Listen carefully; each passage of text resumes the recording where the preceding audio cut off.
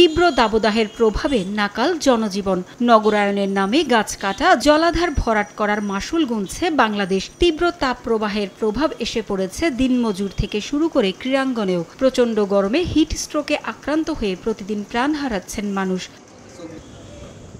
মাঠঘাট শুকিয়ে চৌচির, তবে প্রকৃতির বিরূপ আচরণের মাঝেও মাঠের ক্রিকেট থেকে শুরু করে ফুটবল সবসময় খেলা চালিয়ে যেতে হয় খেলোয়াড়দের। ঘরোয়া ও আন্তর্জাতিক সব বিভাগেই তাপপ্রবাহের প্রভাব পড়েছে ক্রিকেটারদের উপর।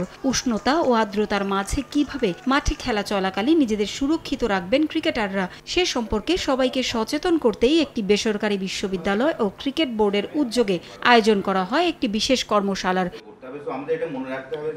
Hit illness prevention and management নামের এই কর্মশালায় অংশ নেন বিসিবির গ্রাউন্ড স্টাফ থেকে শুরু করে কোচিং স্টাফ ও ক্রিকেটাররা। এ সময় তাপ প্রবাহের কারণে সৃষ্ট রোগের হাত থেকে নিজেদের বাঁচাতে ভালো ঘুম, বিশ্রাম, পর্যাপ্ত পানি পান ও ক্যাফেইন জাতীয় খাবার কম খাওয়ার পরামর্শ দেওয়া হয়েছে।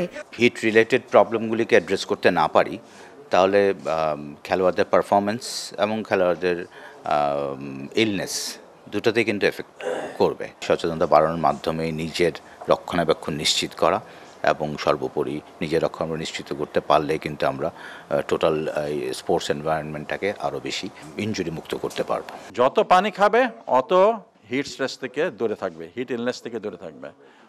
হ্যাঁ, তাপের রোগ যতগুলো আছে সবই কিন্তু পানির অভাবে হয়। যখনই পারবো, যখনই ছায়ার মধ্যে গিয়ে থাকবো, একটু বাতাসের সামনে থাকবো, খেলতে তো হবে। 4 ঘন্টা 6 ঘন্টা 8 ঘন্টা প্র্যাকটিস থাকতে পারে, তো ওই প্র্যাকটিসটা তো করতেই হবে।